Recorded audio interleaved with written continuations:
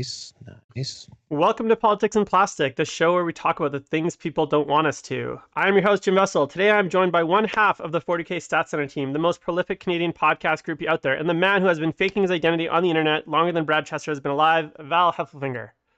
Brad Chester's getting into the fake identity game? When did that happen? Longer than he's been alive.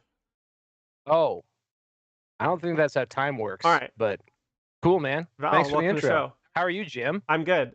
And now, as tradition it is for all of my shows, just if you're in the audience, just give me a shout out that it doesn't sound, I don't sound like a robot, or Val is there, or there's no other audio problems, because I basically have audio problems every episode. It's become like a meme now. So I just assume that I'm having audio problems before I start. Was that you? Yeah, okay, now you're messing with me. I have an actual robot voice button, right. so okay, audio's all good. Cool. All right, so first of all, welcome, Val. Before we get too much into the topic, I just have two small announcements. First, if you guys were watching yesterday, you would have learned that I've been waiting on an internet upgrade for 24 hours, which is supposed to be done 6 hours ago. So at any point, I could lose my internet, which means I am recording the episode. So if we do lose connection, me and Val will finish the episode, but you'll probably lose connection. And that's basically the only announcement. So yeah, let's get into it. So today's topic. A couple announcements. Oh yeah, just Val, do you have any announcements? No, I was making fun of you. Okay. I have a couple announcements. Just the one. Yeah. We can continue. All right. So esports. So Val, we're talking about should 40K be an esport today. That's the topic. And I guess I just wanted to start by, because I looked up esports and it very clearly says that it's electronic video games. So first of all, can we talk about how do we define esports, especially in relation to games that aren't actually video games? So essentially a broadcast, what is an esport? What are we trying to do here? What's the kind of goal? And then we can talk about should we and could we. But essentially, as far as you're concerned, what is the goal that we're trying to achieve? Because when I say the word esport, there's a lot of different esports. I think of Dota, I think of Counter-Strike, I think of games that are sponsored by big companies, and they're a bunch of Korean kids in an arena battling it out. So what is to you an esport, and what is the kind of vision for what we want to get to here in this conversation? I suppose I would probably open up the definition. Esport is the easiest one to call it, just because I think what you're really describing is a non-traditional game to be broadcast for a large audience. So I think, growing up, it was kind of wild when poker became a thing on television, and suddenly people want to watch people play cards on TV. Briefly, Magic the Gathering was even on ESPN for like a minute. So like there's essentially stuff outside of what we would, traditionally consider, sports. I think is kind of what the 40K community probably means when they use esports as a placeholder. I guess the one commonality it would have is that we're probably not going to be on ESPN. It will be broadcast mostly via things like Twitch and YouTube. So in the sense that it's also distributed on the internet.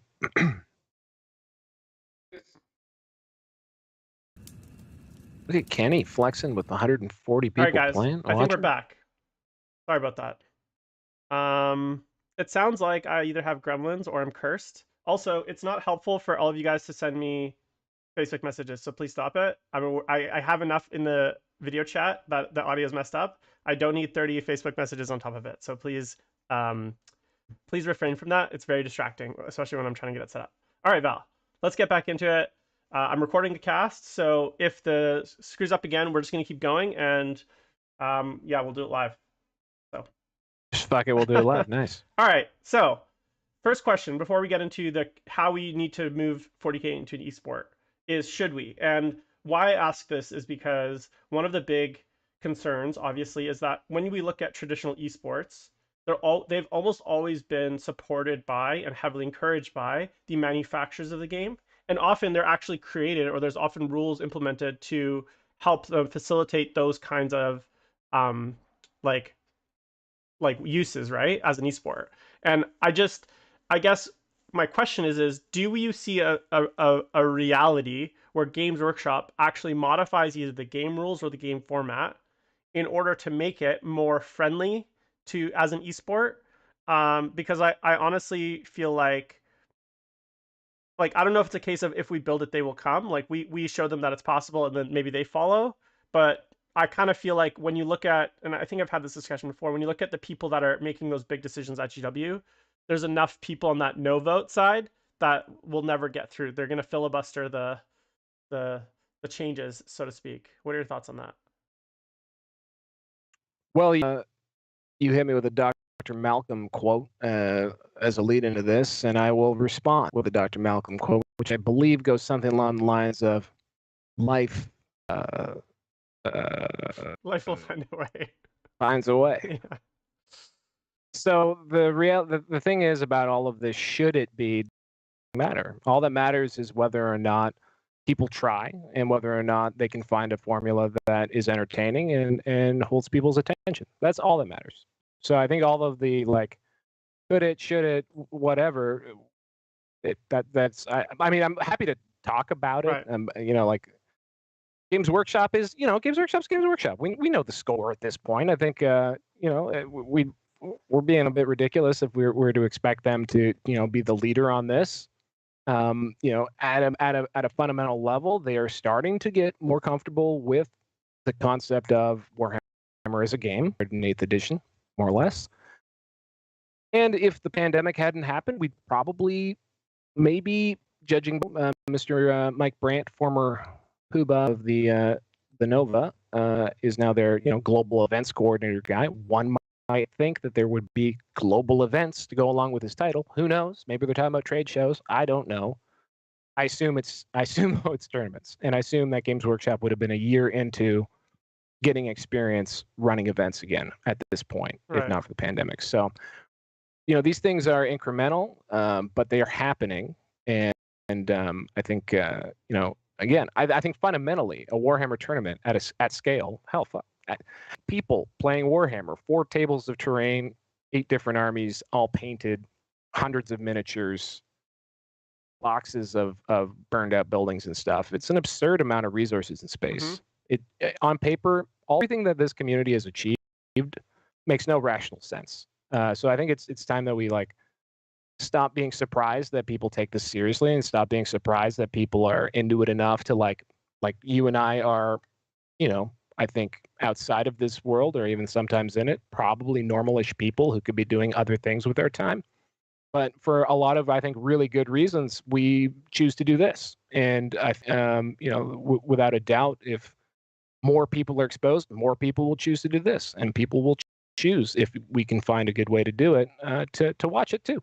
So yeah, I don't think it's absurd at all. Right. So yeah, I'm not arguing that it's absurd. I guess my point is look, if look, right now Warhammer is as much as Games Workshop is just absolutely killing it, it is still a very much a niche hobby. So when you compare it to the, say, like look at this one of the smallest, let's look at one of the smallest like smaller video games that have like larger followings. Like I know that's kind of oxymoron, but let's look at like something like Counter-Strike, right? So that's like, you know, obviously things like So League of Legends. I guess my point is, go ahead. I was just going to interject because we were talking about defining esports and what people mean by it. I think actually you just hit on another thing that I think is accidentally when you compare to esports, is that we're going to have all of Korea watching us play Warhammer in Las Vegas. I don't think needs to be the ambition. I mean, we've seen countless, you know, not countless, a number of channels now with people who are full time, either engaging with their hobby or you know, playing games on the stream or just talking smack about this game. They make a living. Are they millionaires? Right. Probably not. But you know, are they paying for their life and keeping their lights on and are fed? Yes. Right. So let me make my point really quick. So my point is that when like for us to get it to the point, so like right now, okay, so let's look at the 40K kind of current 40K I guess ecosystem when it comes to streaming. So we stream tournaments, you know, generally one table at a tournament. There's a set of, sometimes there's commentators, sometimes they're good, sometimes they're bad. Generally the stream quality is very inconsistent. It varies wildly from dude with his potato cell phone cam standing next to the table running around with it, to, you know, things that like the Honest Wargamer are trying to do, to kind of the stuff you guys did at the Nopen. So there's a wide range of quality here in the community, and on top of that, there is a lot of different approaches to this kind of stuff. So already, in some sense, 40K is an esport, right? We're already doing it, right? I think what this conversation and I think where we're going to go isn't so much like could it be an esport? Because yeah, at a very small scale, we're already doing that. The question is the goal is growth as far as I'm concerned. So how do we get it so that it's much bigger than it currently is? Because if your goal was just to make 40K a stream a thing where people could watch, then we've already achieved it, right? So we're already watching 40K Sure. now. Yeah.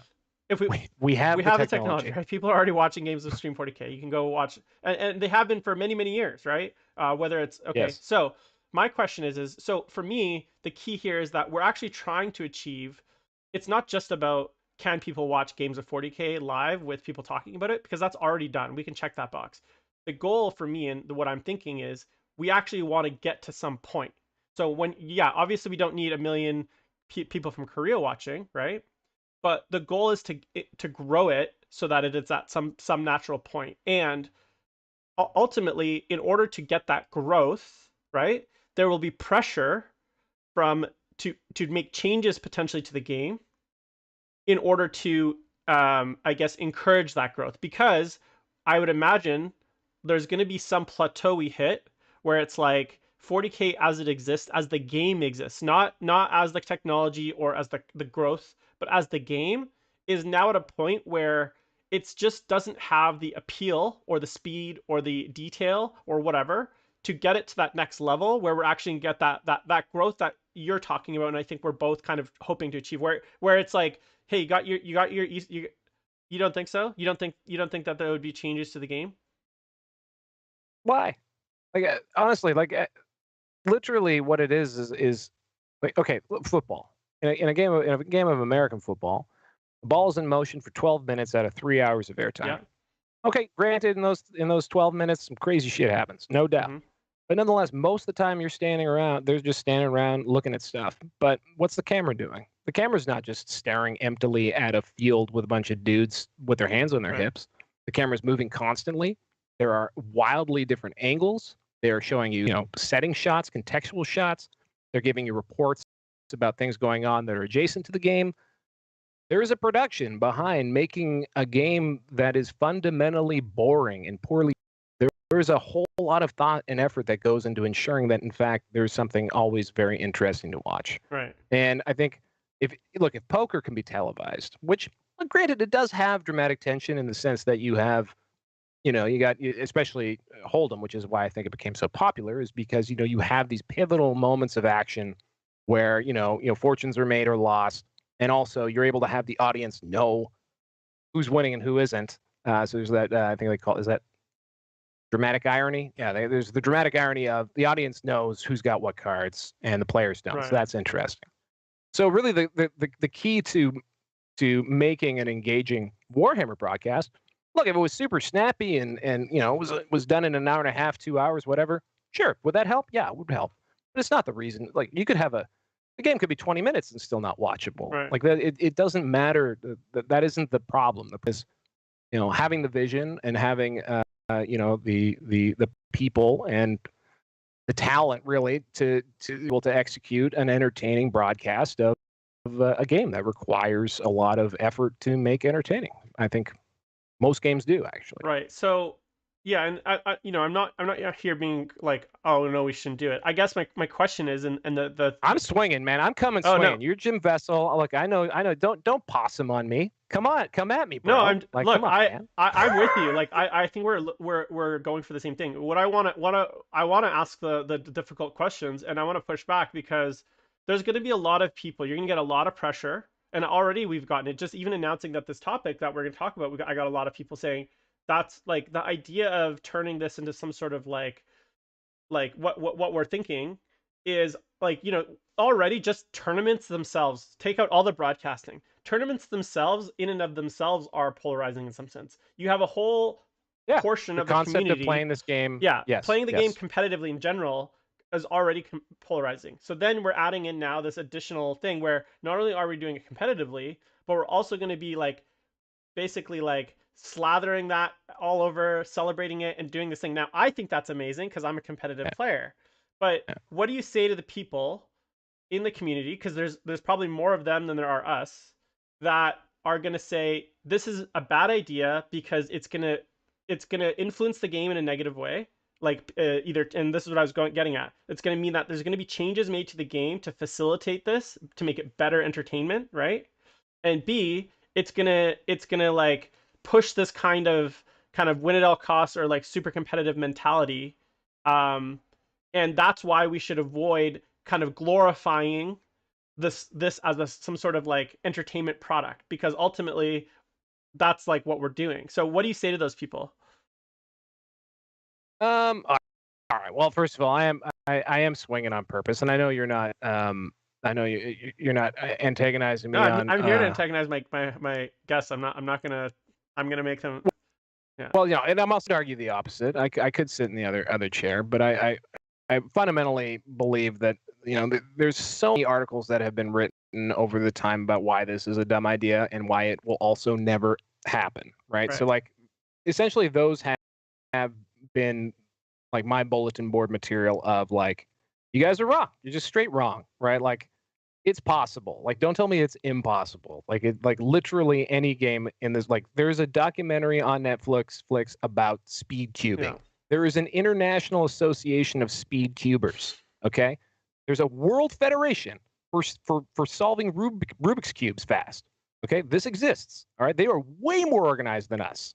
Okay, so I guess that's where I come from. I just find it frustrating that people would just deny it. As for your hobby, yeah, I mean, look, when I started in 2015, 2016 in earnest, started going to 7th edition Warhammer tournaments, my heroes were Frontline Gaming because they were the only ones I felt. And granted, they were trying to run big events and like become like convention, but like they were the only ones I felt that were really, really focused on like, holy, like tournaments are fun. Like, what is wrong with everybody? Like, we Hmm. can we can have like they're just so much fun. Come to a tournament, you'll like it. So in those days, we didn't have FAQs or errata. It would have been called crazy if you said in those days that GW would support their game one day, right? Um, so they created FAQs and errata and also changed rules to make the game Hmm. and or at least more more accessible to a wider group of people. Hmm. So they already did that themselves because the game was in such a bad to play it more or less how it was out of the box was just a pretty futile exercise. So like I see those guys, and that is the community that I like to associate with, and I'm continuously doing more and more with Frontline Gaming, and it's a lot of fun. And I like to promote that because I think tournaments are ultimately a good thing. I think the loss of social connection that we've had during the pandemic has really highlighted the unique value of playing tabletop games, and that we can't just say Warhammer only, but all sorts of in-person interactions. Right. So to the hobbyists out there, to bring it back to your point, like the people who think that it's uncouth to try hard at playing Warhammer, and I would agree too that they are probably the majority of Warhammer 40,000 fans are people who think that making with the word like cheesy list or oh that's a dirty list or whatever is actually a foul. Like it's not cool, man, to do that. That's fine. They can hobby however they want because ultimately I think there aren't many of us, right? Like so if we're talking about broad appeal, you need to make a game that's engaging and cool, or a broadcast story that's engaging and cool enough to just draw people into it, right? That will have gamers. I think honestly, 40K as a broadcast, it's your target isn't Warhammer players. Right. It's not people who paint minis. Maybe they will, maybe they'll be interested, but it'll be gamers. It'll be people who like games and competition. Right. Okay. So I think, and I agree with you. Look, I want 40K to grow, especially in this area. Like I think, actually looking back on it, the I remember watching, like when I got into 40K, this right before 8th edition, I Yeah. distinctly remember watching, um I think it was LVO 2017, maybe, on streaming on FLG, and I think that was one of like that, and I hadn't been playing Warhammer for a long time, so there was no such thing as Warhammer Fantasy streams, right? So when I played Warhammer Yeah. Fantasy, which was my game, there was no such thing as Warhammer Fantasy streams. So Right. as late as 2015, I think, when Warhammer Fantasy died, there was, or 2016 maybe, around that time, people weren't really streaming live. They were doing battle reports, obviously. That's been happening for a long time, but live streaming games is fairly new thing, I'd say, in the past like 3 to 4 years maybe. Mhm. And at the start, it was only very large events, right? So I know for Mhm. me, one of the first things that really like got me excited about 40K was that first live stream, I think, watching like LVO finals like 2016 or 2017 that FLG was streaming. So I know that there's this, and I'm sure there's lots of people out there like me that saw that like high level competitive stream, and obviously like and got excited about it, and we're like, oh, that's something really cool, I want to do that, right? So I'm with you on that sense. So moving on to the could or how. What do you think the first thing is that needs to be done to get us, like, I assume there's a lot of steps in your head as far as like what are 5 steps or 10 steps or whatever kind of the progression is, because we can't, I would assume and I'd imagine that we can't do everything overnight. There's certain, we got to get our ducks in order, we got to get our house in order in a lot of ways. So what are Yeah. the things that you think are the first and most important things for us, not just as a community but as whoever's going to be doing these broadcasts, or what are those first steps to get us to that point, that in your head, your platonic ideal of kind of 40K as a broadcasted game? Yeah. I think. Well, I used the example of speed cubing just a second ago. I think an example I've been using a lot in podcasts lately would be Magic the Gathering, which would probably be an easily reachable analog for this scenario. And the first thing, and I know very little about the evolution of tournament Magic, and I know very little about the game, but I do know one factoid, which is that at the very least, when Wizards decided that tournaments was going to be a core part of their strategy around Magic the Gathering, they immediately, before they started doing tournaments, system of judges. And I know it's evolved a lot since its original incarnation, but the immediate instinct was to create a body of some form, which became, I think, called the DCI. Again, I'm talking on my ass, but basically, they created a sanctioning body of some form that was able to oversee rules of conduct and fairness and make sure that the game could be viewed as legitimate. Mm-hmm.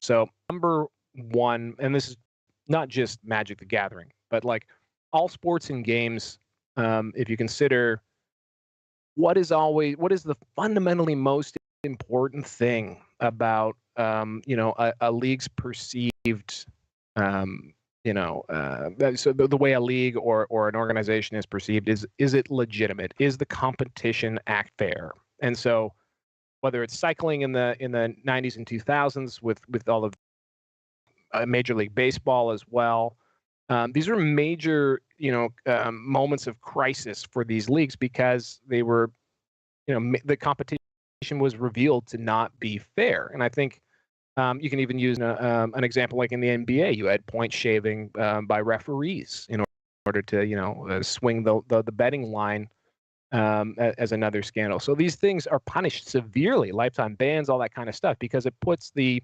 concept of that competition into ill repute. And the reason why that's bad is because if your league or competition is associated with cheating or not actual feats of human endurance, but rather chemically things that that are superhuman and probably illegal.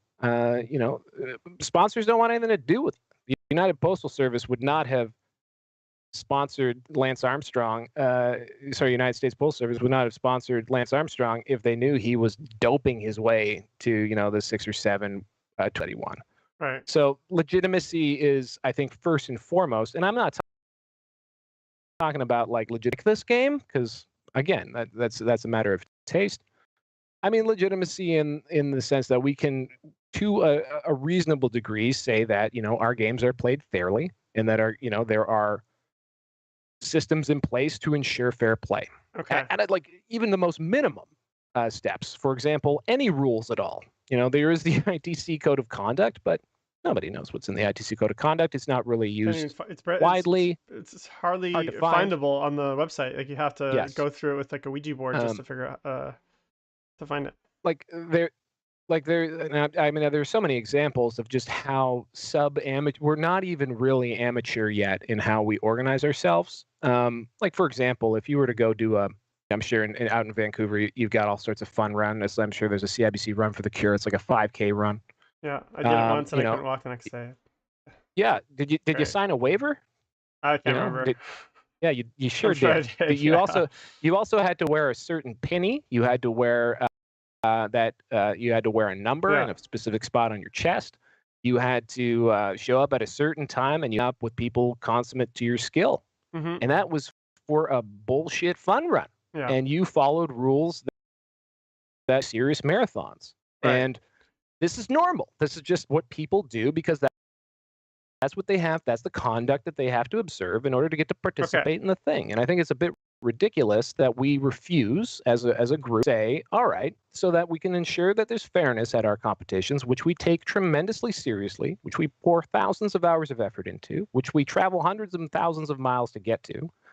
Right. It seems to me very simple and very reasonable for someone to demand basic commitments of decorum and standards of quality in exchange for being able to attend a really wicked event like that. Yeah. So yeah, I think that legitimacy is the number one, far and away, thing that needs to be achieved, or at least shored up. At least have some sort of system set up base that can be built upon as the game grows. Because right now we're Right. walking on So sand. I agree with you, and I had a I talked about this when I had John on Wiremiller like 3 or 4 weeks back. I know I've talked about it on the Best Overall show. I talked about it with Neil a few weeks back, which was this idea that there needs to be a governing body. There needs to be some sort of like we need an IOC Yeah. for 40K competitive 40K that's going to be broadcast. Now it's great. That's a great idea. And but all we have to figure out, well, so who are the key stakeholders that we have to engage with in order to actually get that done? Because I believe, just like you saw many people adopt the ITC or the new 40K missions right away, there are some key kind of stakeholders in the 40K community, whether it's the WTC, the guys at the ITC, the Nova, Adepticon, whoever, some of these larger players in the overall scene. And it's like where they go, people follow. So how do we get those? And obviously a lot of these guys have enough influence to actually create something where players will buy into that legitimacy. Will say, hey, this is actually something that I want to be a part of.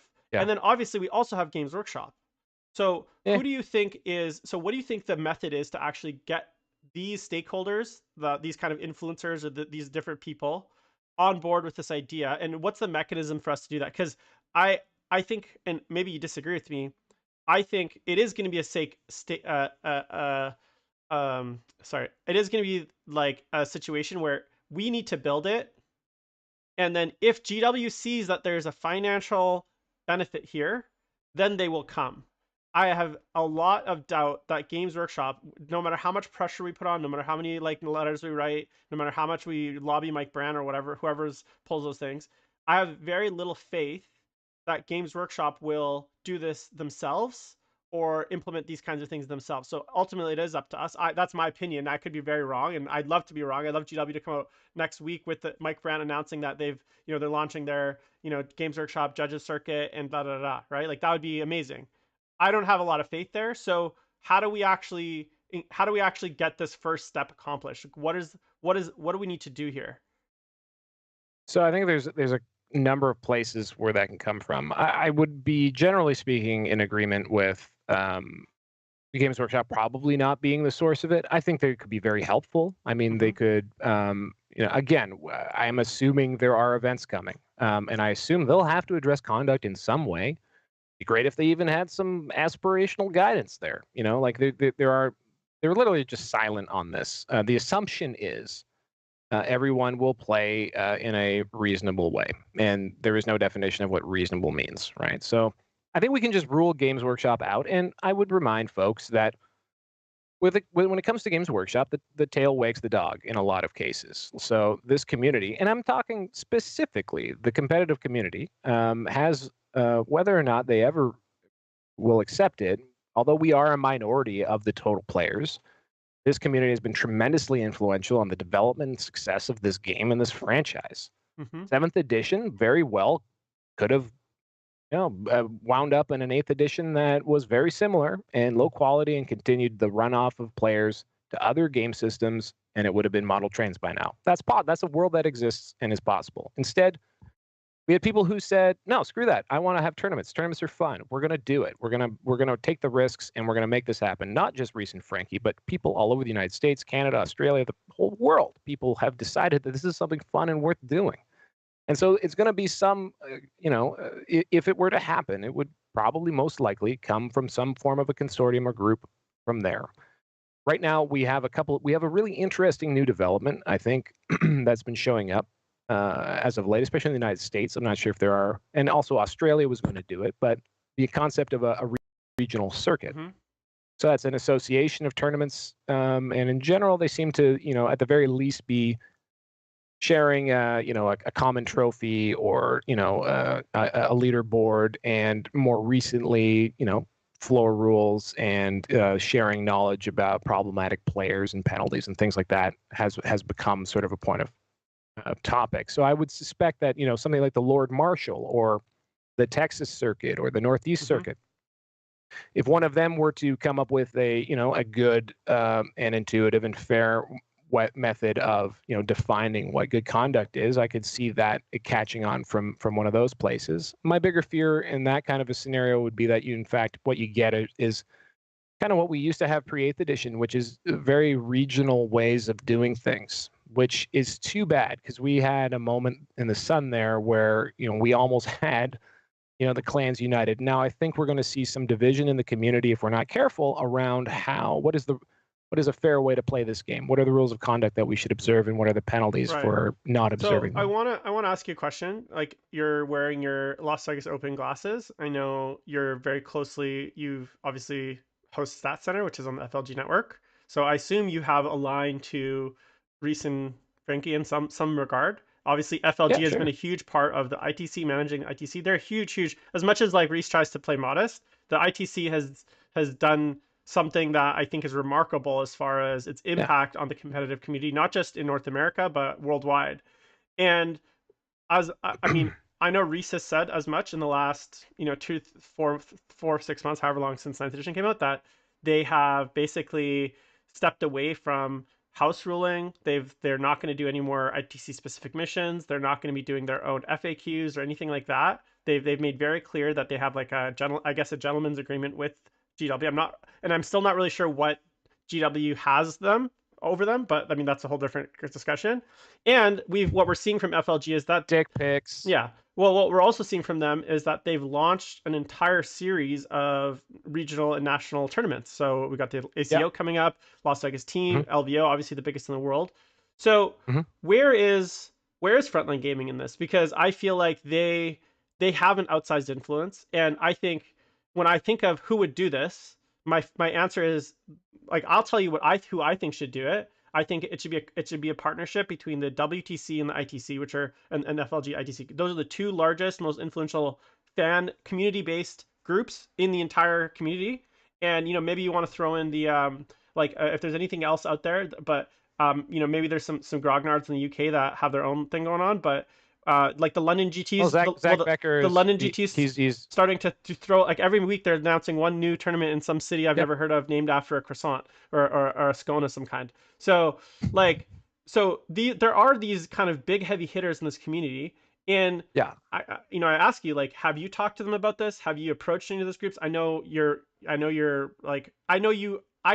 Val, have communication and friendships and like lines of to open to these groups. And obviously we're not saying, hey Val, why haven't you pulled this together, man? Come on, what are you waiting for? But my question is based on the conversations you've had, or if you have had them, what is the sense of these groups to do something like this? Because ultimately I think they need to lead it. Like, as much as I could sit here and on my soapbox and talk about how this is something that we need, I don't have the clout or the influence or the ability to do it. And I'll help in any way that I can. And I'm sure many people in the community will step up to the plate.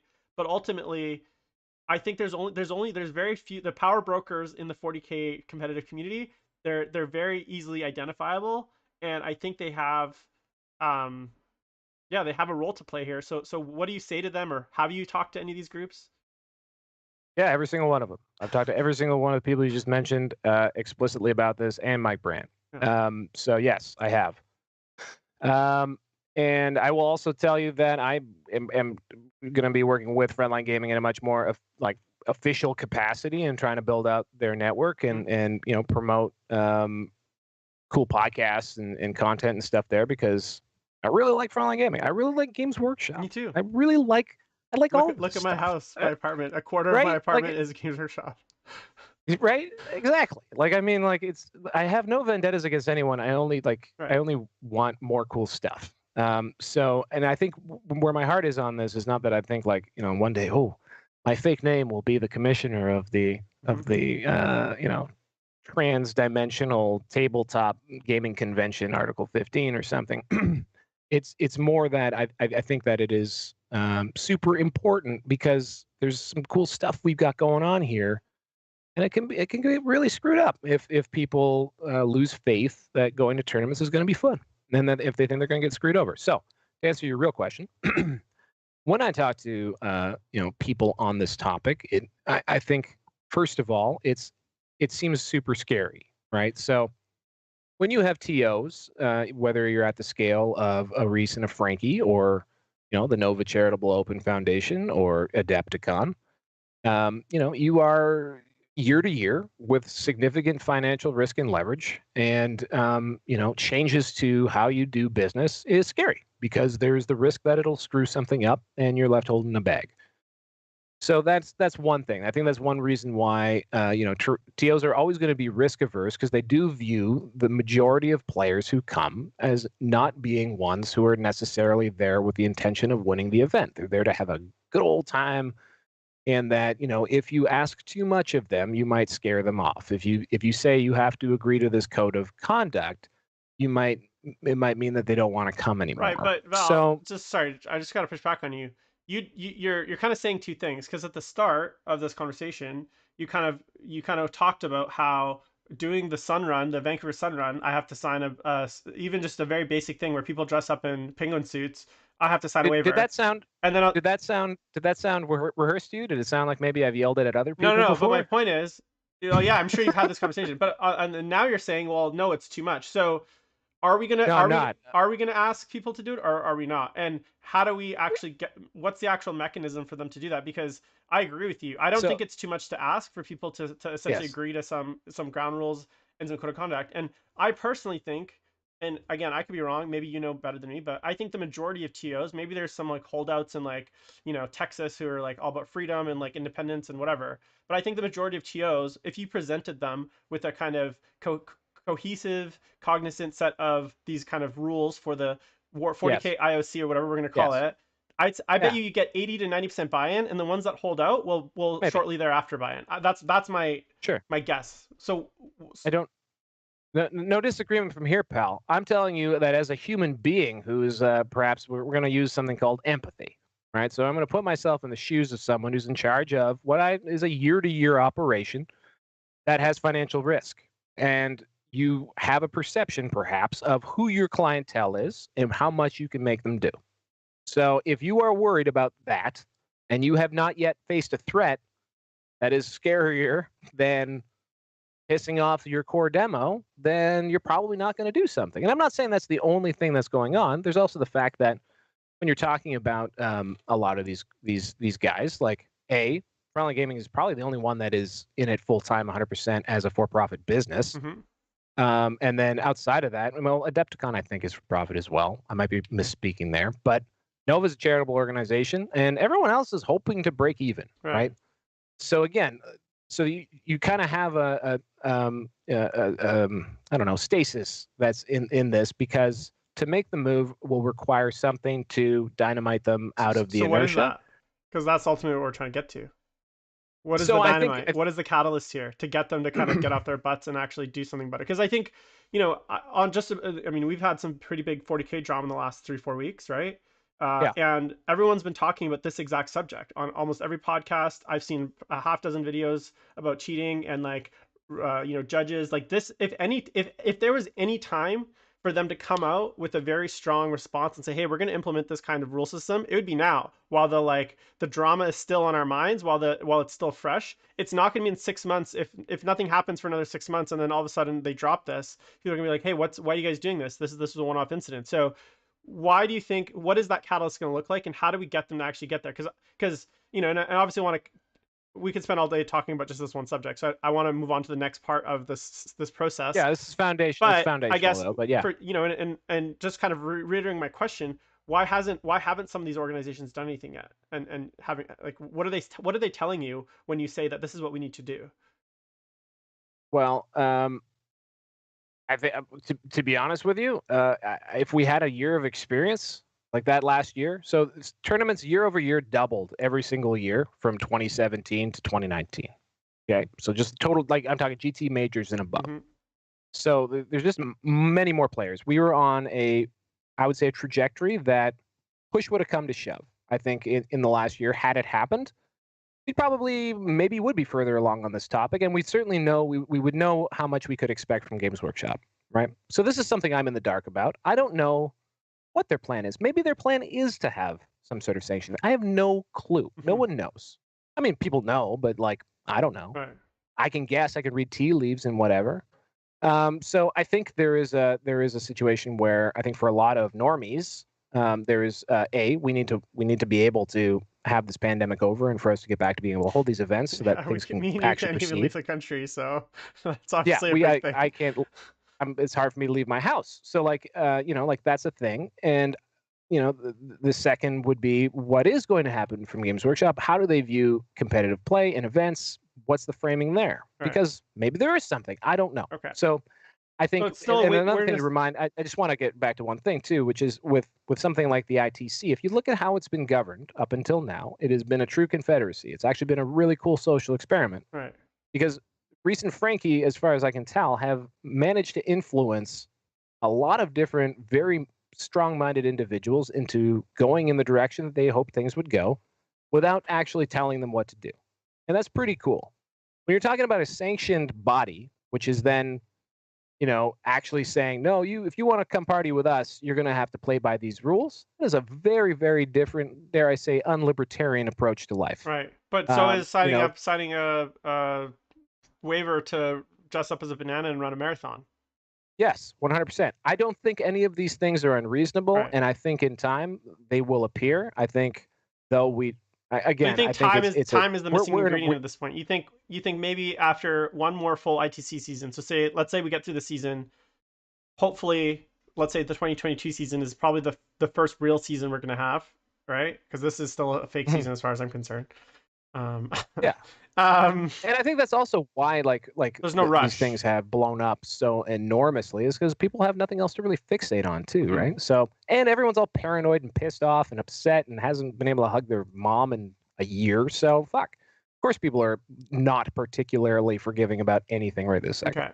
All right. So let's fast forward a bit. So, say we've had a year of tournaments. We finally, and I know there has been some talk I'm not in the TO or the judges group right now, but I know there has been some talk about some more streamlined, I guess, and standardized, like I don't want to say punishment, but like, I guess, like guidelines for dealing with various infractions, I guess, throughout the game. And I don't know if I'm supposed to say that, but I'm telling you guys anyways because I have no filter.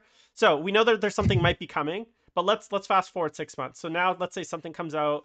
We have our IOC, our 40K IOC that's going to set the rules. What's next? What are the next big challenges that we need to face to get the game to a place where we feel really good about the experience of watching it? Because right now I think it is very hit and miss. Like I watched the Nopin, and there was parts I really liked about it, and there's parts I really didn't like about it.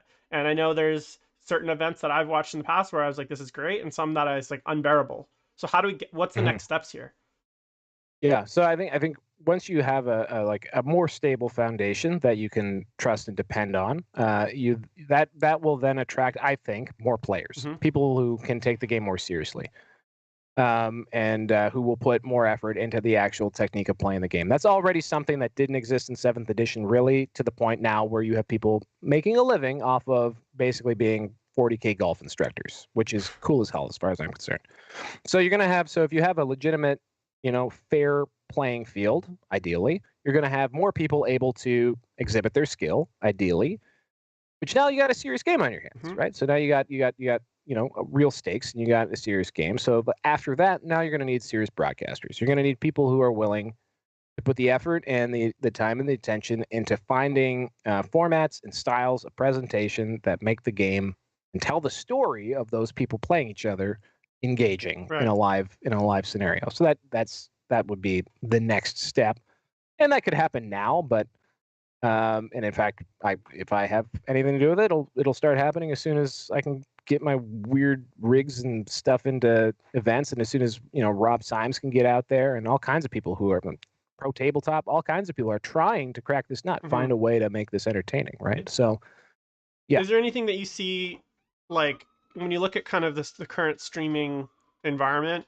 Is there anything that really stands out to you as far as like that most people are missing, or that you think is absolutely necessary? Because like a good example is player mics, right? So for me, I actually really enjoy personally hearing the players, not the entire time. Like I don't need to hear every word that they say, but Mhm. because of the nature of the game, it allows me to actually understand what's going on.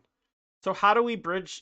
And I know that when you look at something like FLG, I think some of their events allow it, but then the GW streams, which we can imagine, even if GW doesn't necessarily want to turn this into esport, they'll still be supporting streams like on the official channels, that kind of stuff.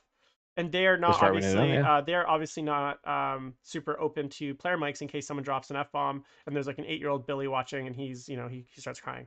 So as far as the actual broadcast is concerned, what are the things that Yeah. you feel are missing, not necessarily just from the broadcasters, but also from the kind of format and the technology? Because I think that's a big hurdle right now, not just from the like visual technology, because like sometimes the cameras are just like it's a 720p camera being broadcast on Sure. a Okay. bunny Yeah. ear cable modem, and it's like it looks like you're looking at pixel art from the 60s, right? Like it's sometimes All right. that's so what are those things that we need to Look, kind of so get in? look, some streamers are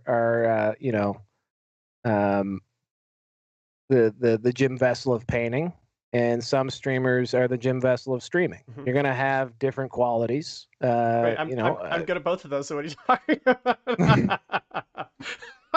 Well, You didn't accept my dig. But except look, no, what I'm except my streaming is terrible. Okay, I'm just kidding.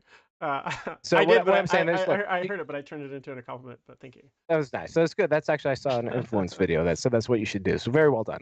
Look, the thing is like we just have a very wide degree, and a lot of people are just like, wait, we can stream our cool tournament. Let's do that. That's cool. That's fun. And like, power to those people. Mhm. Go for it.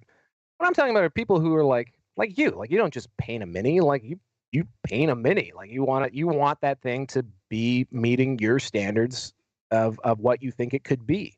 Because I'm sure a lot of people would look at that piece of plastic and be like, "Oh man, you're never gonna be able to paint those details. That's stupid. Like Mhm. you're not gonna be able to get all the shadows right. And like, who can even see all of them? Why would you even bother?" So if you have people who have, let's say, a desire and a vision, who want to try and figure out how to do this, they're the ones we want to look at, right? They're the ones who we want to follow and see what are they able to come up with. And I would say, for the most part, the issue is resources, obviously. Mhm. It's So expensive. Cameras are most expensive. Like setup is cameras computers are now, expensive. no, people. It's all about people. So if you're watching a sporting event, right? Pay attention the next time you're watching a sporting event. How many cameras are they using? There's a really great show I watch on YouTube called Wendover Productions, and they basically do logistics videos. So, like, how does FedEx deliver a package? Mhm. It's pretty fascinating stuff. But they did recently the logistics of F1, Right. and they essentially discuss how, like, so F1 is race car. Race car goes around. They have 24 cameras around that. Right. They then have like individual cams in the paddock. They've got a wire cam that races across. They've got a helicopter in the sky. At the end of the day, there's about 100 different feeds, each one directed by a sub producer, Then it's beamed back to a central studio, which has a big wall of TVs and a bunch of producers, and then a captain producer calling the shots as it goes. Mm-hmm. So really what it is each one of those elements that basically makes it so that when you're watching a sporting event, it's doing this. Mm-hmm. Basically, there's a rhythm to it. Even golf. Right. You watch golf.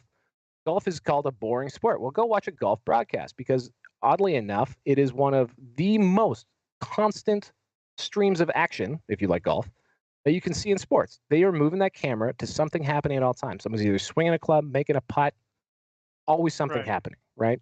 So what that takes is technical skill, and it takes and also just quite frankly, people. It takes having people willing to be like listening to some dickhead with a mustache saying, "Okay, get ready with this shot. Mustache, I want that. I want to go that. Thank you very much. Get ready with this shot. Okay, we're going to go to there, and queuing up the next guy, getting a mobile camera. You need guys on the ground. There's a lot of stuff, and essentially, we need to do that as a volunteer organization because we don't have right now anyone willing to take the risk on the financial outlay to pay all those people properly. Right.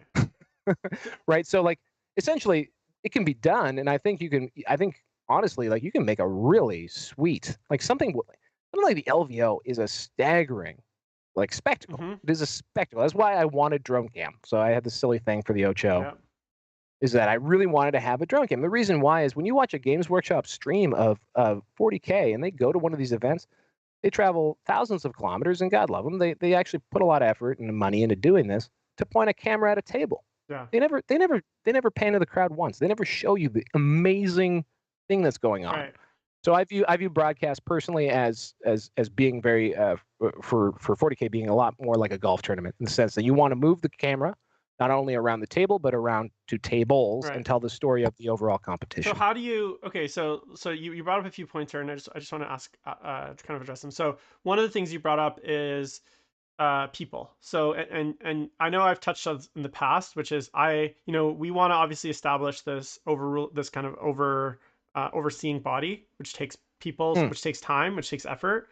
We also want to have people involved in the streaming, right? Which takes people, which takes time. So you just mentioned that, most of these people are volunteers. And I think to a point, right, that is probably the way that it's going to have to be to start, right?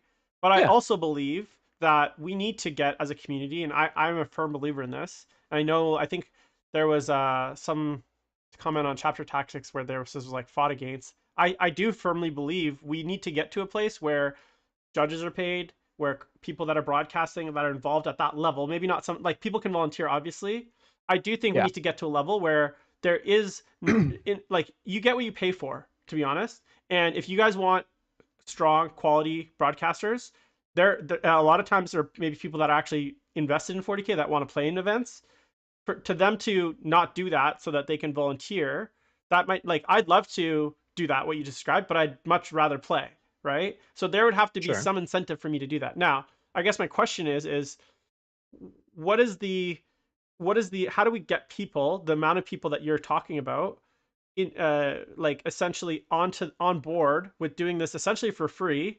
And then at what point do we decide, hey, we need to actually monetize this, not necessarily from a making money standpoint, but at least maybe it's something like, if every tournament, if tournament tickets went up $10, $20, and that's probably wouldn't still cover it because like we're talking probably 30 to 40 hours of minimum of setup, volunteer work, streaming, right? Easily, right? Like that's a very low end. Like if you think about the amount of hours that like the guys put in to set up the LVO, it's in the thousands. So we're never truly going to get to the point where the ticket sales, for instance, are going to be able to pay for this kind of content.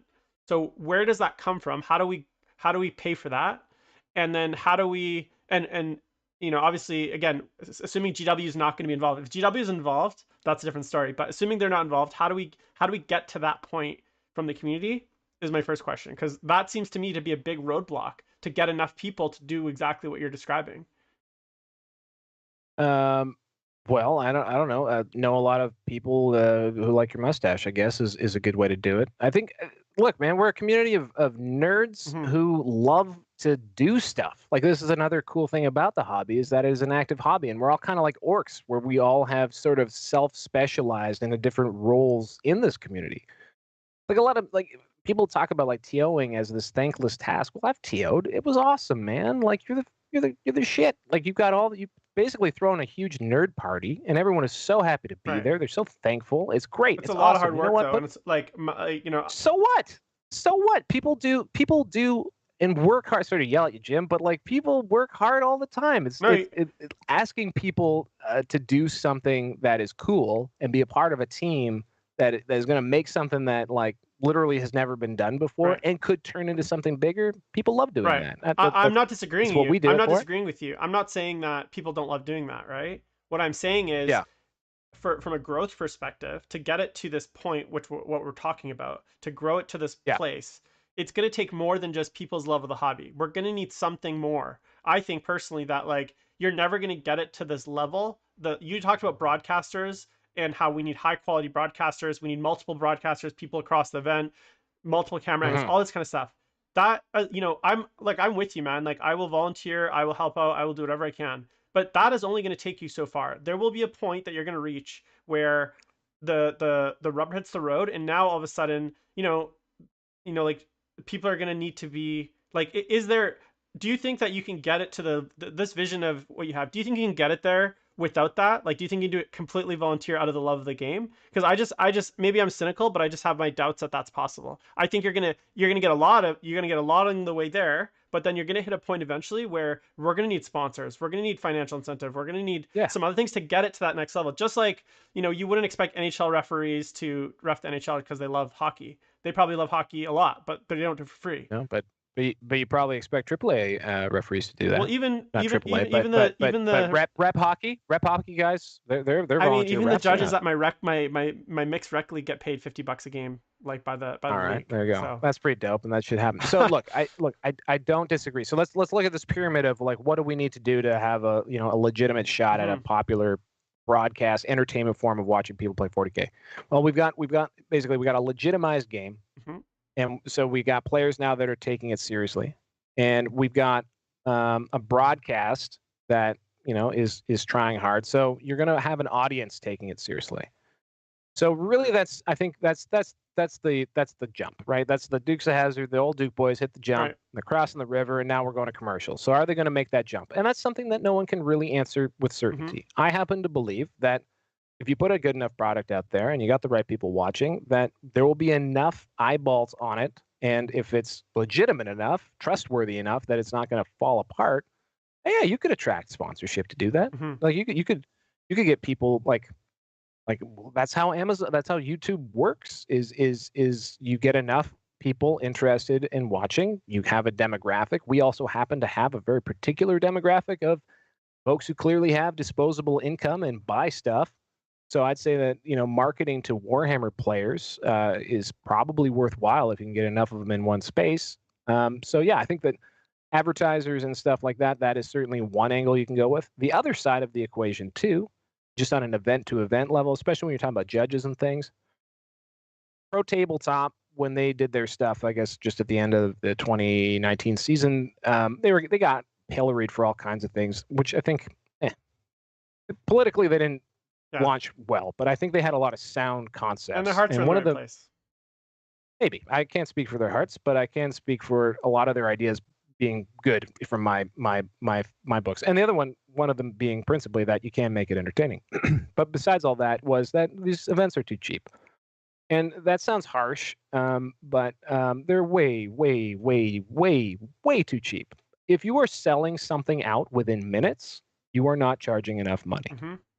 Straight up. I agree with you, by the way, 1,000%. Especially when you think of like, it's one thing to do an RTT at a game store where there's no rentals, there's terrain there already. Sure. It's another thing to rent. Has anyone gone and looked at how much it costs to rent even just like a 50-person boardroom? I've done it. I've tried to look at it for like work meetings, and it was we're talking in the thousands and thousands of dollars for like a space that holds 20 people. So when you're talking about spaces that are holding hundreds of people or 100 people or even 50 people, you're talking like thousands of dollars, and everyone and you want price support and the terrain and the tables and so it's and the people want meals, and it's like, okay, we want to pay $40 per ticket. I'd love, what I'd love to see, an experiment where it's like pay everyone. It's like those things where it's like it's like a collection plate. It's like you guys pay what you think it's worth, And I'd love to run that Yeah. experiment because I would bet you that most players would think like $30 to $40 is at the most what they should be paying, and they don't actually have any concept of the cost. And especially if TOs have to build terrain, it's not just materials cost, but it's time, it's storage, it's transport. Like Yeah. there's a million costs that I just think people don't That's what's understand. literally got no. We should shout out the fact Nova's got a GoFundMe going on right now because one of the biggest costs that they have year to year is storing all of their stuff. All that terrain has to be put somewhere. So yeah, like this is not. These things aren't free, and also I would just say that I think this is also all those risks. Remember earlier we were talking about what would be reticent to about making changes and expecting more from your people is that financial risk. Even a small GT taking place in an airport hotel Mm-hmm. is maybe tens of thousands or at least over Yep. $10,000 to rent the place. So like there's legitimate skin in the game for these people, and I understand why they'd be scared. However, if you have an event right now, guys, like TOs out there listening to me, if you have an event right now and when you put those tickets up for sale, they sell out immediately or even close to immediately, it is time to raise your ticket prices and invest more into your event. Pay judges. Yeah. Get Pay raise yourself your too, raise please, because maybe pay yourself. Okay, great. Or just raise the standards of that game. Protect your players. Ensure that you have a fair environment, there because you can. And don't be like this is a game that to even walk through the door, like to be able to compete, you are already expecting that they have given probably at least $1,000 to Games Workshop, mm-hmm. and that's not a problem. So why shouldn't they pay a fair value to go to an event that literally gives you what 20 like almost like LVO is 36 hours on your feet of like entertainment and good times. Like, Yeah, I mean, a movie ticket in come on. Canada, anyways. I don't know where it's like. It's $27 to go to a movie for 2.5 hours at like the IMAX here, or the Atmos or whatever. So like that, I'm getting like 20 movies worth of time. You know what I'm saying? Um, so that's like a lot of money. Okay, so we got our league, we got our players, we got our technology. What's next? What are the next kind of things that we need to kind of get in place here to get this to realize this vision?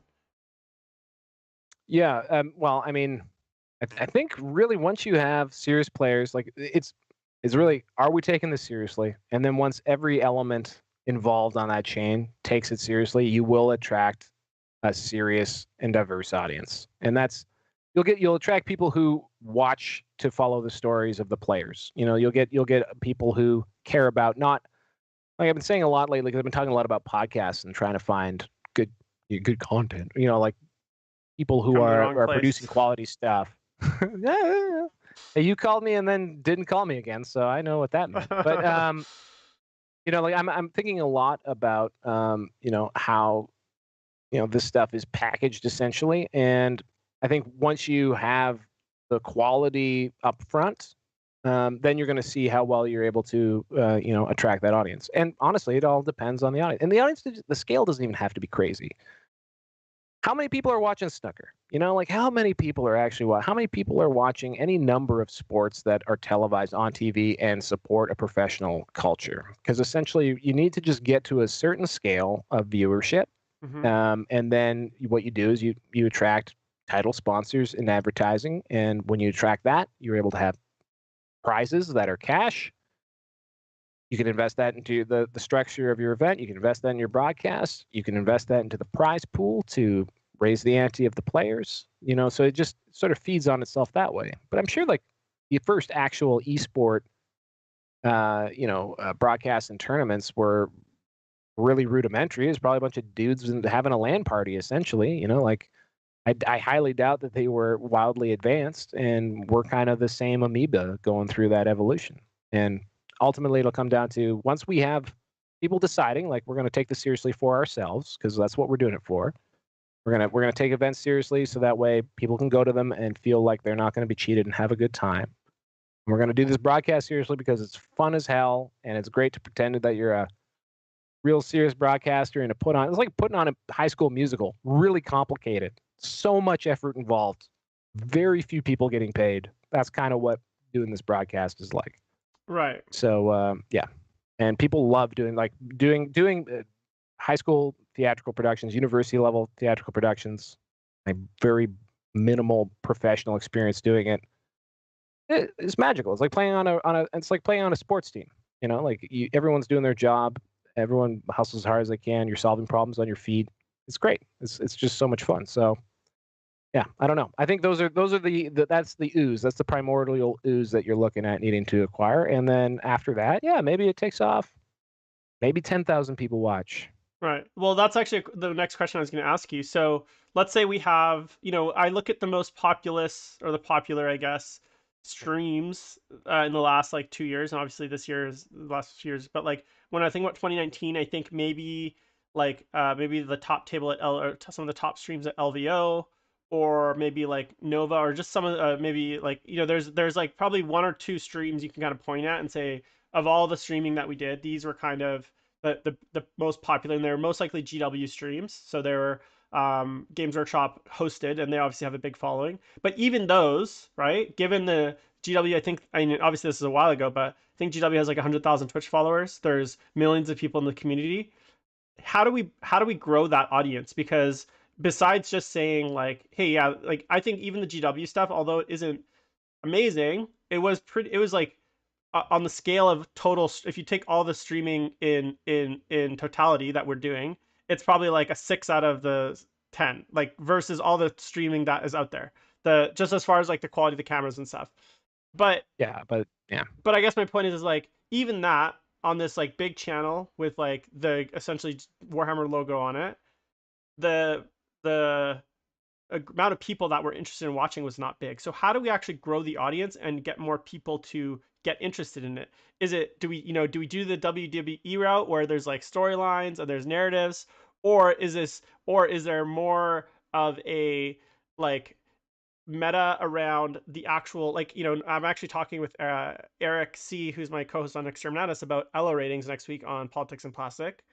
So nice. is there more focus on the ranking system and the competition side, or is it more on the personalities and the people, or is it more on, because like I think the pure entertainment value of watching a single game of 40K with zero context is actually not that high. What makes it entertaining, exciting for me is, what are the stakes? Who are the people? What are the armies? Like, these are all these other factors that have nothing to do with the actual game that actually make it entertaining for me. So how do we actually grow the audience of regular people that are maybe not, have never watched a game of Stream 40K, that maybe haven't even played a game of competitive 40K? How do we get, and maybe, because at the end of the day, even the competitive audience is quite small, and a lot of times they're actually playing on those weekends. So how do we get the non-competitive people that aren't playing to tune in, and how do we grow that audience? Because that for me is the kind of untapped potential of this thing. Yeah, absolutely. And I think, again, Games Workshop, they're getting out there. They're investing a lot of money. They have their stream. Their stream is technically sound, kind of. Yeah, from like 3-4 years ago, I guess it was good.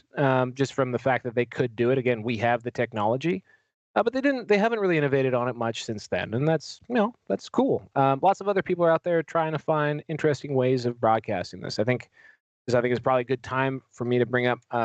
There's technology that you can use to actually shoot it. So cameras, just having an overhead view, all that kind of stuff. Then we want to be able to overlay information. One of the big technological advancements that we've had that we haven't been able to really enjoy is the fact that like scores are being tracked on apps, so that you can have like real minute-to-minute intelligence about what's happening in an individual game. That's very, very big. Just knowing what the score was. I mean, I remember when Reese, I don't know if it was Jeff and Reese or Reese and Frankie at the time, but there was a game at Nova where they called it for the wrong person and just pieced out. They just literally didn't know who was winning. And so that's the fundamental, well, whatever. Yeah, it's fundamental shortcoming. Fuck, I miss Nova. I just had like a weird wave of nostalgia about being at Nova, and I'm like, there. I want to go. So there's being able to move those cameras around. That's the people we've already talked about. And then on top of that, then you got your fancy technology. So I innovated using a drone. Cool. Awesome. You even pan, tilt, and zoom cameras. Key part. Yeah, it didn't crash. Didn't hurt anybody. It didn't broadcast very well. It didn't actually have very clean stream, but nonetheless, I did it. It was cool. But overlays, are a big element of a lot of the stream games that are going on right now. I for one am supporting and hyping up a Kickstarter made by the guys at Rightful Ruler, who are uh, what am I trying to say? Oh yeah, the guys at Rightful Ruler, which is they make an AR app, which is a measurement app, and essentially you point your camera at the table, it calibrates based on something on the table, and then you can make measurements and demonstrate auras and all kinds of neat stuff, and it looks like there's stuff floating holographically on your camera, projecting onto the table. It's I think it could work really well as a game aid, but it's still not quite there. But I think from the moment I laid my eyes on it, I wanted it to be able to use in a broadcast because Right. it would allow essentially for a very advanced form of a telestrator. So you'd be able to measure things on screen.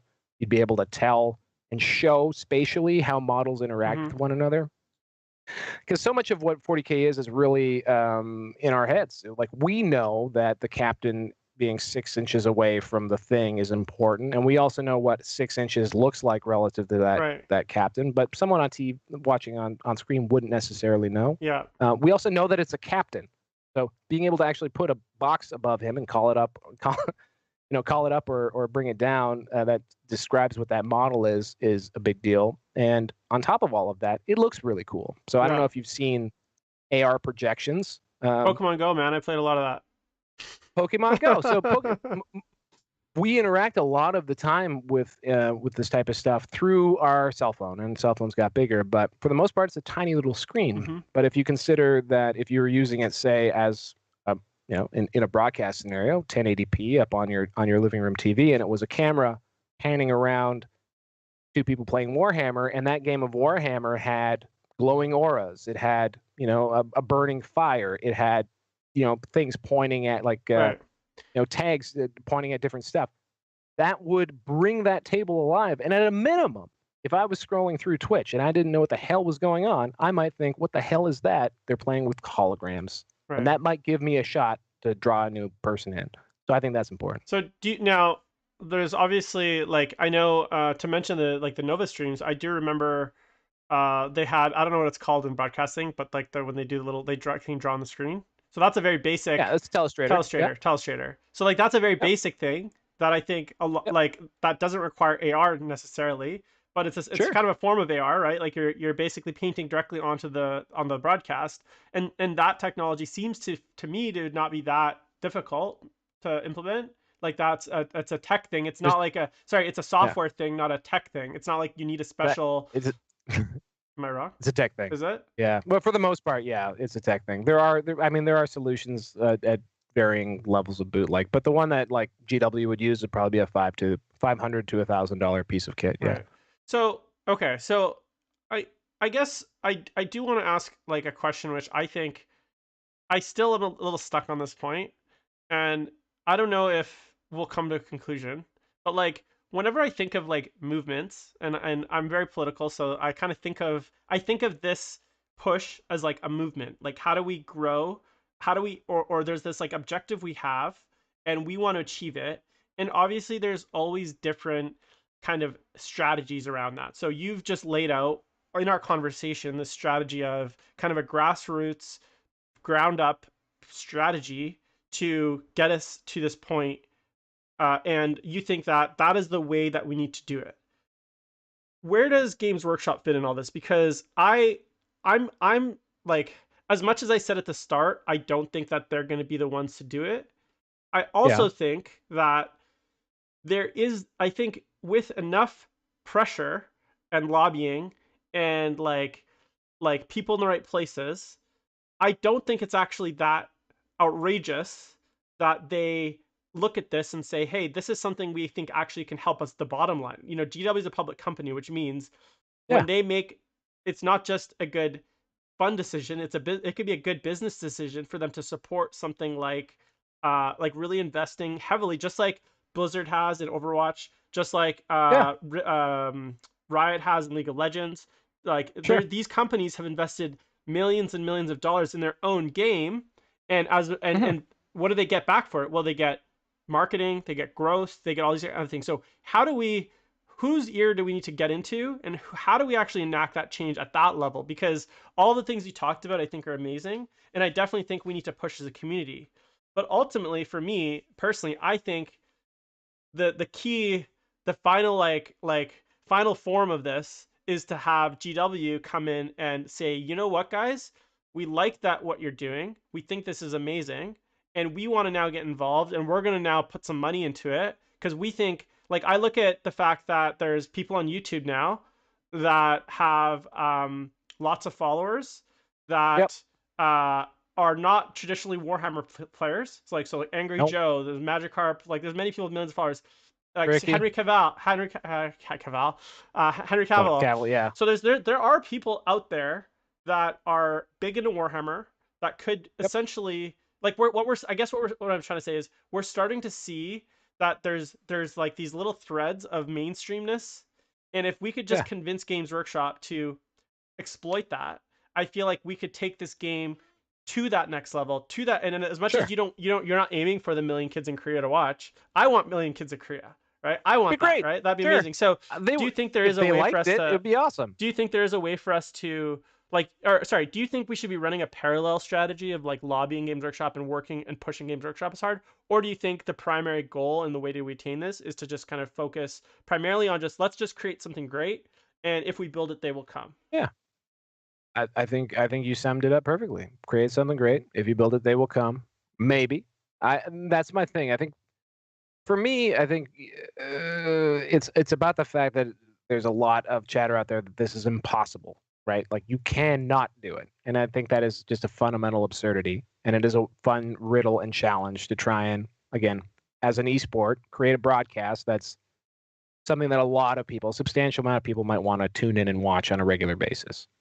Let's say a audience large enough to sustain the amount of people professionally that would be needed to keep them doing it full time. So like that, I guess if we were to say how big does it have to be, it'd have to be that big. Yeah. Based on what I see with advanced Twitch channels and things like that have big staffs, tabletop tactics, for example, many wargaming people are already doing this. Their audiences are in the hundreds of thousands. Right, but that's not insane. But what I will say though is almost every channel, and correct me if I'm wrong, YouTube chat and Twitch chat, I'd say almost every Warhammer / Games Workshop / hobby related channel that's over 100K is not. None of them are competitive. None of them are. It's mini wargaming is they're even tabletop tactics and like Winter's SEO. They're very much narrative gaming. So the competitive, I don't even know what the largest competitive channel is, but I guess my point is like we haven't seen that growth from a competitive side yet. So here's the deal. So like when right now competitive content. So like if you were to say, okay, I'm gonna go watch a show about baseball. Are they telling you how you throw a baseball on that show? Are they teaching you how to field a grounder on the show about baseball? No, they're not. They are telling you a story. They're telling you a narrative about what's about to happen in baseball that week. Mm-hmm. We'll call it This Week in Baseball as an example, which is an actual show. That's the joke for everyone listening who will definitely not get that joke. Anyone in my audience, of the very small audience, watches baseball, but I digress. So sports, games, yeah, it's about that result, that at the end of the result, but really it's stuff that you were talking about earlier. It's about the lead up to that game. It's about telling those stories and those narratives. Like right now, if you haven't watched it, go watch F1 Drive to Survive or whatever it is on Netflix. It is F1 drivers are all prima donna, like hilarious, wild, outlandish characters, and they always have been known as this. And it took until 3 years ago for Netflix to be like, why don't we just make them reality TV shows, TV stars?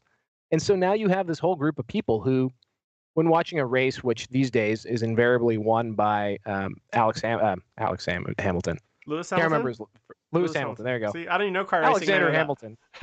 Yeah, so basically he wins a lot. Yeah. Right? It's him, or there's like basically 3 or 4 cars that can win a F1 race, and they got a whole bunch of people behind them scrapping for whatever they can get. And that show makes you invested in the guy in 14th place because you know stuff about him, right? So that's kind of one of the tricks of sports, is that when you're watching your local hockey team play, you know stuff about the people on the ice, and in your head when there's a face off and there's a little tussle and someone gets into a fight, you know that there's history there. You are invested in these people and those stories that are being told as a part of the game, and then the outcome of the game changes the story going forward. Right. That's why, like something like WWE, which is not, which interestingly is not legitimate in Wait, the sense what? that it's not a fair WWE Is it World fake? Wrestling. Oh, yes, it's fake. But Sorry. there's no. But this is the thing: is that it's not. It has gone to the nth degree in that it said basically, well, hold on a second, we can have athletic spectacle, right? Like we can do these like really amazing, dangerous things. Like Right. that's real. They hurt themselves and they have CTE and all kinds of stuff. We can have that, but we don't actually need to leave the narrative up to the fates. We can decide who wins, and we can tell the story we want to tell. We don't have to rely You've heard on it here like first. skill and Val whether. is advocating to fix 40K games. Ladies I, and gentlemen. I don't know Breaking why story. battle report. I don't know why. So this is for serious right now. Why is there ever a bad battle report game? Ever? Like because it's why would you ever watch a tabletop tactics or a mini wargaming game and something happens in the game that ruins it? yeah. Why would they ever let that happen? It makes no sense to me. Yeah. Why do people make bad like if I was this is just free advice, everybody. If I was making battle reports, I would have it so that off camera we're playing both armies. Like you are making the most entertaining game possible. You are not like you're not good at Warhammer, guys. Like like there's really good Warhammer players out there. You're trying to make the most entertaining game. Just reshoot it. Be WWF. Don't try and be whatever isn't WWF. Right. I lost my train of thought. Yeah. But nonetheless, yeah, I don't even know why I'm talking about that at this point. I have bad ADHD. I don't know if anyone picked up on that. That's okay. Okay, so like, do you think that's it? Do you think like, I guess next step? So like, it's April 27th, 2021 today. For those of you watching in the future, we're getting into a probably a basically half ITC season, I'd say, mostly in the US, maybe a few European tournaments towards the end of the year. Probably have an LVO this year for the first time in 2 years. What is the next steps in real life? So it seems to me that you want to be involved as an agent of change in some capacity here. So what do you think the actual next steps are? Like what can we do? What can I do? What can the people listening do? What can the community start doing?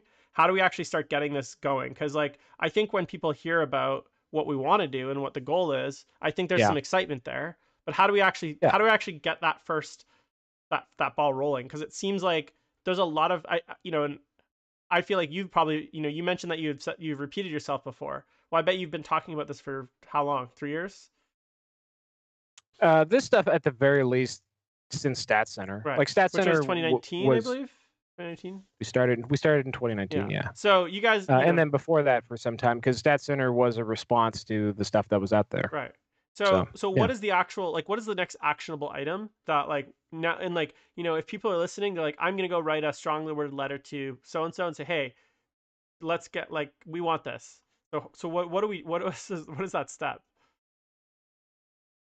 The next step, I mean, well, just personally for me is getting to an event and getting out there and trying to put together a broadcast that is as best quality that as I possibly can with the resources I have, working with the partners that are willing to work with me. Right. So I've convinced an app company to develop a Kickstarter to convert their app into a desktop version so we can use it with cameras. I've been really fortunate to connect with professionals in film and television who are Warhammer fans and are excited to provide advice and guidance.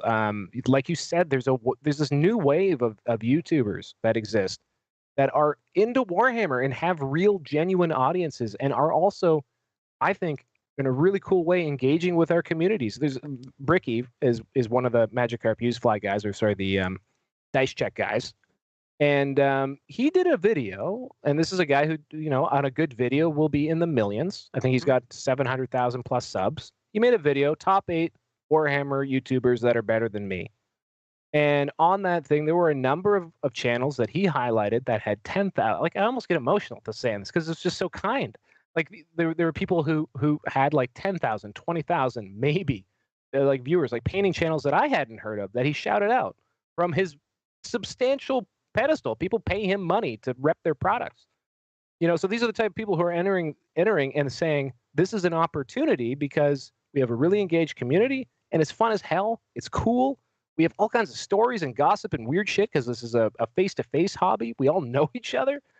Like, we're thousands of kilometers apart. We've met multiple times because of this. Right. So For me, what the action is, my next actionable step is actually just getting out there, using the amazing, generous spirits that are out there who are excited to try and do something cool, which I think is presenting this in a fun broadcast way that is engaging and does justice to the amount of effort that people put into playing the game and putting on these events. Right. And that's what I'm excited to do, and that's the next step. And is there anything that you see as a, not necessarily as a, because I think a lot, everything we talked about is going to be a challenge, right? But is there anything that you see as kind of like a landmine that we need to be really careful of to avoid on this journey, to really try really hard to, like, because I can imagine there's certain things that could cause this whole thing to collapse in on itself or blow up. So is there anything, or turn it really to sideways and toxic, and kind of not a thing, not the thing that we're imagining? So is there anything that you have in your head that you're like, this is something we really need to be careful to avoid, and really be very like mindful of as we move forward? Because I think, there's a comment in the chat right now basically saying that, like, the balance issues in the game are going to be a big detriment to this endeavor, like until the game is balanced, which it will never be, guys. And even games like newsflash, even games like Dota and League of Legends have certain heroes that are stronger than others. So like there's constant patches, right? Now we obviously don't get weekly patches with GW games, so I don't actually think that's It's not that far off in some right. cases, but yeah. I don't think that's a problem in the macro scale. I think obviously within very small time periods we could have issues where there's certain armies that are better than others, whatever, and that's part of the game. But yeah, what are the things that you see are like, hey, we really got to be careful of this as we got to really be, as we move forward. I think it's all the stuff we talked about up front. I think we have to look each other in the mirror and stop pretending that we don't take this shit seriously. I think we just have to. Every time I see that, or that kind of conversation, which is, oh, it's just toys. How can you just do it? It's just toys. It's like, yeah, it's just toys that you've spent thousands of dollars and literally planned your entire friggin' life around. This is stuff like, yes, it's silly. Like, absolutely. Why do I do this? I don't know. I love it, but like, folks, we do this. We're doing this. So like, if that's real, if we're doing this, we're going to all these events and they're growing and they're massive and they're costing more money and there's more attention and there's really attractive people on YouTube who suddenly decided that they're going to play Warhammer because they think there's an opportunity here, or because they've always loved it and now they feel like it's safe to do so, which I think has happened in a lot of places. Like, we need to accept that, like, we can take this seriously and grow this thing, and all we have to do is give up is just accept that. That's literally all it is. Like, remember the battle on chess clocks, right? Like, going back, like, just the concept. I can't. I have nightmares about it because it's so stupid and so basic, and it seems so simple. The concept that you would split the time fairly, right? So like, that was an existential situation. Yeah. Like, we couldn't convince people to share the time equally. Like, are you kidding me? Right. And we got through it, right? And I think ultimately all of these things that seem like insurmountable hurdles, especially like fixing, I think, a very high percentage, say at least, the Pareto rule of 80% of our problems can be fixed quite easily, I would say, from a like structure and conduct perspective. I think eventually it'll be as if it'll be like that chess clock thing. Like, TJ, would TJ's situation have happened if he was rolling in a dice box? I don't know. Who knows? Maybe not. Right? It's like, there are basic principles of, like, if we put as much effort into protecting players at a tournament as a convenience store owner does over protecting their shelf of chocolate bars, make sure sight lines are good, make sure there isn't a temptation to steal the chocolate bars, just basic risk management strategies that we could posit and come up with and implement really easily, on the understanding that it just means that I don't have to be worried about you trying to screw me because you're rolling behind terrain, whether you accidentally do it or purposely do it. I know that we roll in this box, so we don't have to be worried about that shit, right? That is one very basic example of how we can do stuff, right, to make the game better, and we can fix so much just doing that kind of thing. So yeah, all right. There's legitimacy, taking the game seriously. Don't be afraid to say to your TO, hey, I'd pay $50 more. Maybe that's extreme. I'd pay $20 more, no problem.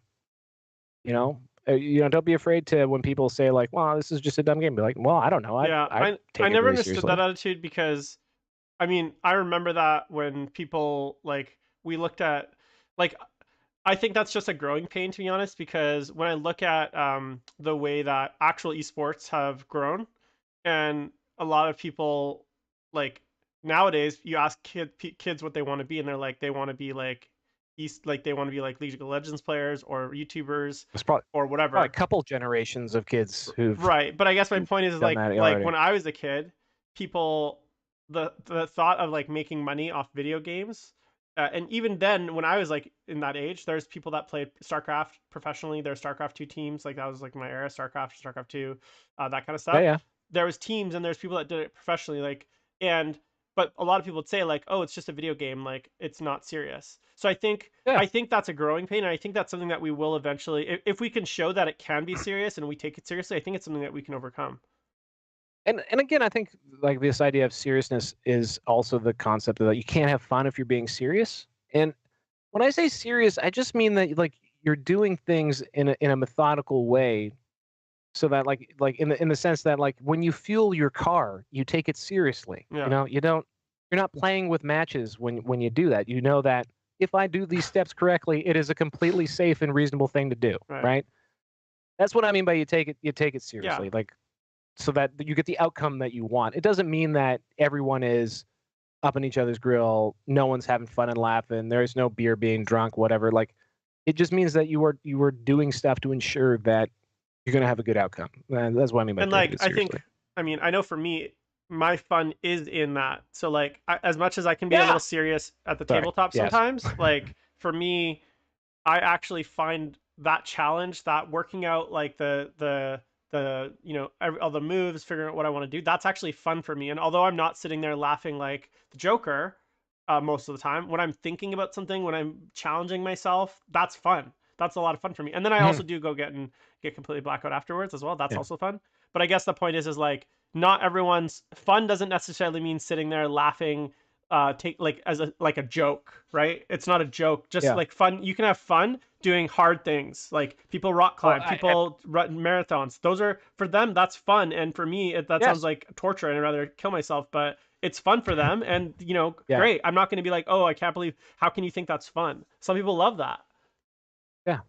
Yeah. I mean, it's also kind of wild to think that you could get, almost, and in a lot of ways, you do get an adrenaline rush playing Warhammer sometimes when you are getting into that flow state, getting into that place of like total focus. I joke all the time that I have terrible ADHD, but like legitimately I have terrible ADHD. And I think one of the reasons why I really do playing a game like 40K, which technically I think is actually a super challenging thing for me to do because it's a lot of executive function. It's a lot of being able to think of and like hold something in your mind and do something else and come back to something. And so it allows me to get into a situation where I am able to focus so wholly on doing one thing that every now and again I can do it. And it's like very fulfilling. And a lot of the times I'm just a friggin' mess and I suck. And that's fine. But it like just like for the moments of like again, people who play golf or pursue any sort of recreation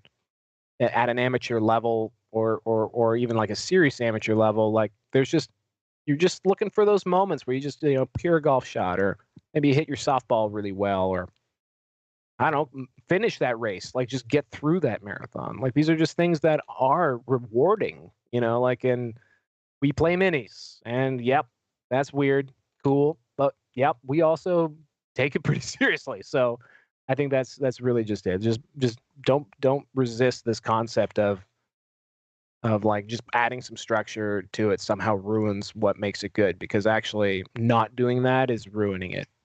Period. Yeah. So yeah. All right, Val, any final thoughts on this subject? I think it's just been about 2 hours. I think we're going to wrap it up here, but any kind of final thoughts, shout outs, anything you want to, last parting words?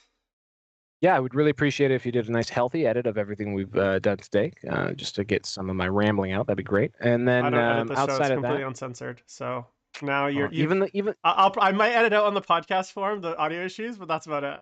Cut out those. Okay, all right. I'll accept that. So I mentioned the Rightful Ruler Kickstarter. Yep. So if you go to Kickstarter and then search for Rightful Ruler, you will see the I AR will app definitely there. put a note in the show notes, a link to the show notes. So Well, look at that. You're bragging about not editing, and now you're doing show notes. I mean, Look at you come on. rolling out the red carpet. Love You it. know, I got some self-respect. Might not seem like it, but That's nice. No, you're very self. Look, you've got a backlight. I know. You're telling me you And don't look, have I can even change self-respect. colors. I can go to red, red, Oh, red. Oh, there it there we go. is. Green. What else we got? Very Oh, we got nice. orange. Let's go Love orange. it. There you go. Yeah, Very you got your fancy. so yeah, Rightful Ruler. If you guys can support, they're actually more than halfway home on it, which is great. The target was $8,000, which I think it's 10,000 Canadian. So I think it's a pretty achievable goal, and it will be just so everyone knows it'll be a free license to anyone, literally anyone who wants to use it, as long as they use it with attribution. So in the show notes, as long as the content creator says AR overlays provided by Rightful Ruler, you can, and whatever else they have to write. I don't know what it is, but nonetheless, essentially, it'll be a free tool for all of Warhammer. So if I can't figure out how to do something cool with it, I'm sure there are many other super smart people like Play on Tabletop probably could do some cool stuff with an AR piece of technology. So if you like the creators out there who are doing neat things and innovating and making entertaining stuff for you to watch and listen to, please maybe chip a few bucks in so they could have a neat tool to play with and tell better stories. And then as far as me, I will be, I don't know, I kind of alluded to it, but working with Frontline Gaming to develop their network of shows and bring on good talent to Frontline Gaming to try and spread the good word about and I know you our get this friends question there. a lot, but the crowd is dying to know when and if is Stat Center coming back, if ever, because I know you get that constantly. So for here, you know, your Oprah I mean, moment. This is your Oprah moment to really come clean. Is Stat Center going to come back, or is that it? Have we seen the last of it? it is so Stat Center fills a very specific role, I think, in the coverage cycle. One thing that I dislike about Stat Center is people assume it's about stats. I thought for sure folks would associate Stat Center with Sports Center and know that it's a highlight show. Yeah. And that we're recapping, and stats will be involved, but like I think people literally thought we were just talking about numbers. So yeah. I'm not sold on Stat Center as being its final form, but that content will have a role in the lineup. You bet your balls. Frontline Gaming will have a show that covers tournaments and the cool stuff that happened this weekend. All right. Well, that's great to hear. Okay, guys. Thanks so much for listening. Thank you, everyone that suffered through the first 15 minutes of audio and video drama. I appreciate it. If you guys liked this content or are listening on the podcast form, please make sure to check out me on YouTube and on Twitch. If you subscribe, I need a few more subscribers so I can eat this month. So please make sure to subscribe. Otherwise, I'm going to go hungry, and it's really important for me. That's high stakes, guys. And then just a reminder, I'm posting stream schedules every Saturday for the upcoming week. This Thursday, best overall show with me and David Koska. And then next Tuesday, me and Eric, I can't even pronounce his last name. I think it's Kakase. We're going to be talking about Ella ratings on politics and plastic. And on Monday, we have Competitive Corner as well. So we're taking questions for that. Check that out. It's a new show. And I'm also doing YouTube content. I just released my very first painting video. I'm going to be releasing a new video once a week that I'm working on. So this week we'll be completing the Soul Drinkers that we worked on. So if you're interested in that kind of content, let me know. If you absolutely fucking hate all that, let me know that too. And I'll just throw it in the trash and start again because I'm just figuring things out. So that is very possible. With that said, thank you everyone for listening. Val, thank you so much for coming on the show, and have a great, thanks for putting up with me. Great day. Thank you guys.